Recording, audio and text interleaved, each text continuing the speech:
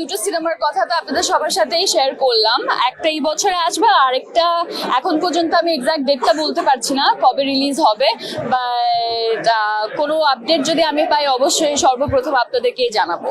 আপনারা তো সবসময় আমাকে এমন গল্পের সাথেই দেখেছেন যেগুলো খুবই বাস্তবধর্মী এবং এমন কিছু গল্প যেটা আসলে গল্পটা শেষ হয়ে যাওয়ার পর কিংবা কন্টেন্টটা দেখে ফেলার পর কিছুক্ষণ মানুষকে ভাবাবে। তো আমার ফিল্মের ক্ষেত্রেও সেই ইচ্ছাটুকুই ছিল, ফিল্মটা দেখার পর কিছুক্ষণ তারা আসলে এটা নিয়ে ভাববে কিংবা নিজের মনে তাদের একটা প্রশ্ন উঠবে। তো ডেফিনেটলি আমার দুটো কন্টেন্টই এই ধরনের, আশা করছি সবাই পছন্দ করবেন।